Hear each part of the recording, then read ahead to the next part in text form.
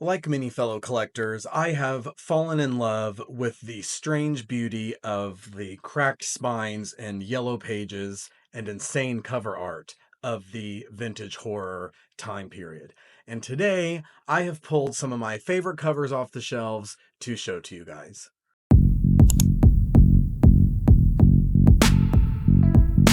Now, for what I'm showing off today, there's no real rhyme or reason to it. This is not one publisher, one theme, one author. There's no thread tying all of these books together. These are kind of random books that I pulled out of storage. Some cases I forgot I even had them, and almost fell in love all over again with some of these covers. So let's get into it. First up, we have The Wilds by Claude Tools, and this one is experiencing a resurgence in popularity. Thanks, and because of that, it is actually being reprinted later this summer, 2025, by Fathom Press, I believe with the original cover art. But I'm lucky enough to have this copy that I found at a used bookstore while on vacation in Key West, Florida.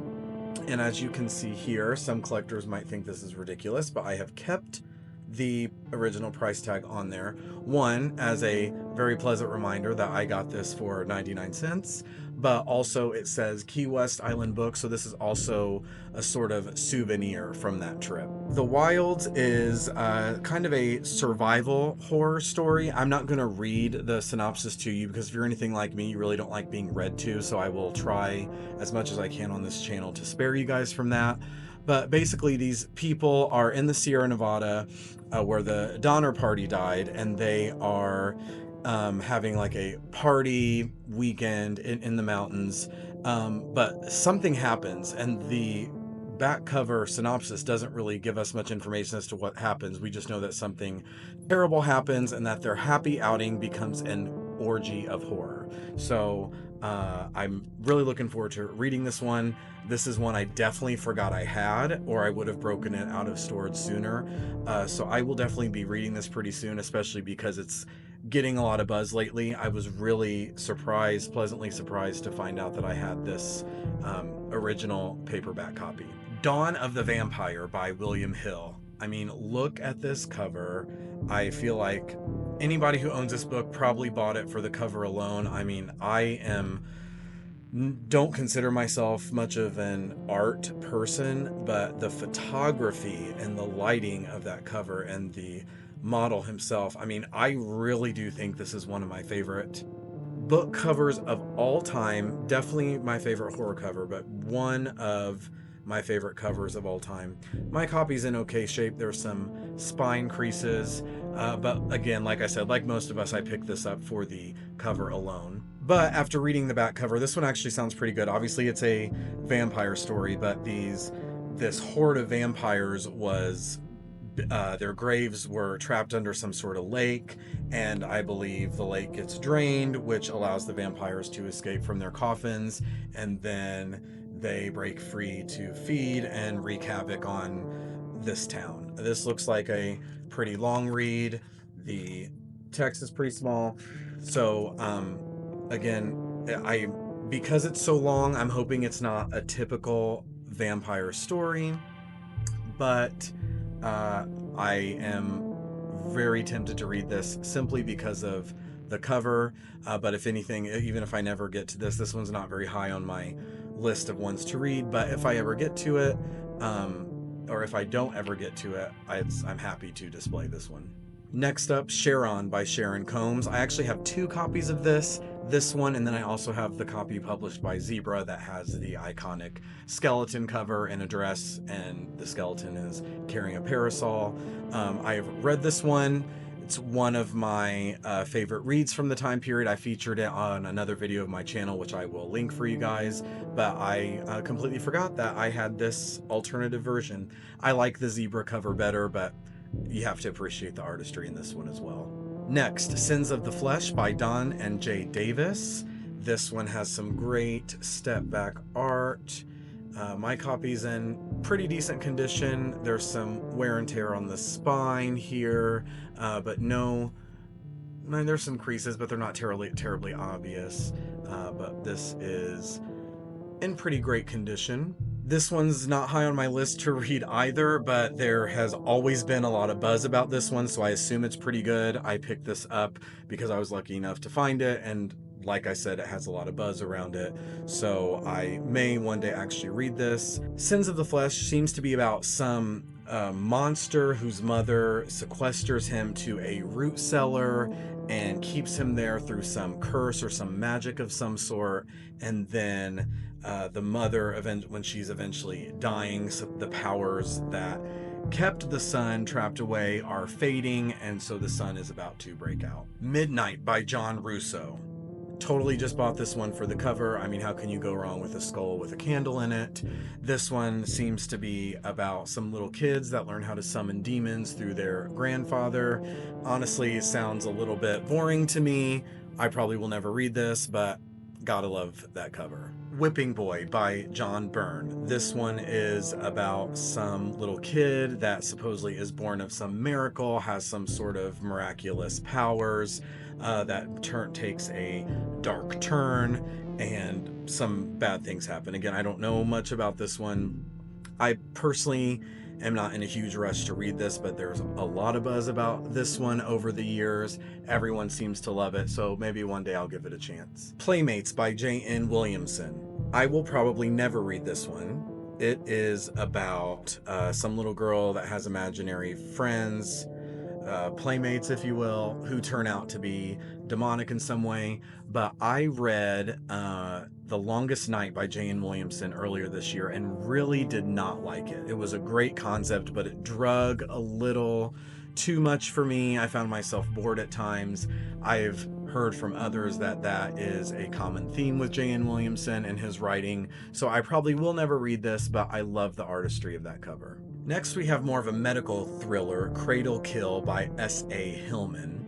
A Stranger's Eyes by Betty Weiser. A dead man gave him the gift of sight in return for a power beyond the grave.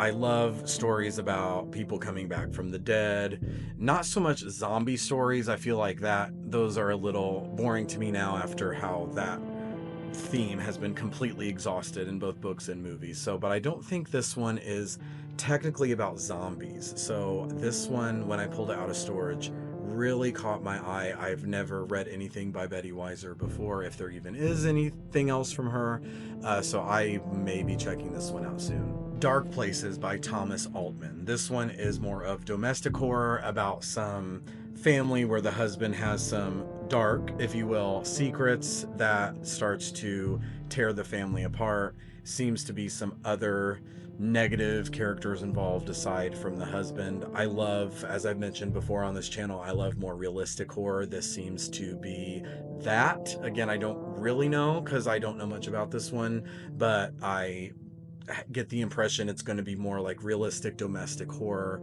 and I'm definitely excited to read this one day. School Days by Robert Hughes.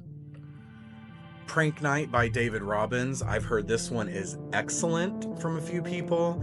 But it is a Halloween read. I believe it takes place on Halloween, hence the title of Prank Night. So I might save this one for the autumn for a nice Halloween read.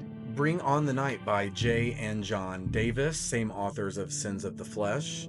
This is another vampire novel with some beautiful step back art there. I just absolutely love it. The book covers of today could just not compete with the sheer artistry from this time period in horror fiction. Again, this is another vampire novel about a vampire killing people, and the cops get involved, and will they stop the killer? Honestly, I think this sounds a little lame. Probably won't ever read this, but I remember seeing this cover a lot and being very excited when I found it. Halloween by Gary Holleman. Obviously, hence the title, this is another Halloween read. The back cover doesn't give up much in regards to a plot synopsis. It sounds a little bit fantastical, maybe a little too much like supernatural elements to it, which is not something I'm usually interested in. So I will probably be putting this right back on the shelf until maybe Halloween time. The Deathstone by Ken Yulo. And this one also has some beautiful step back art.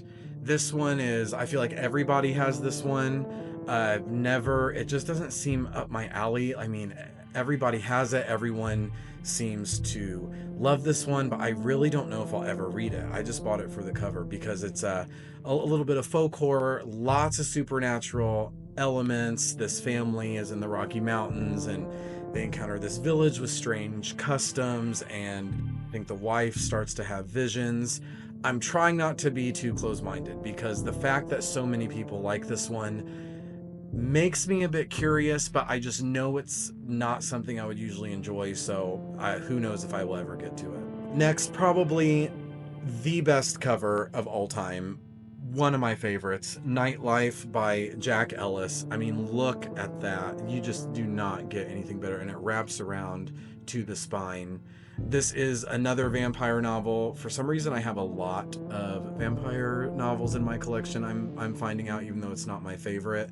I for sure just bought this one for the cover. I remember the day I found this, even though it was a long time ago.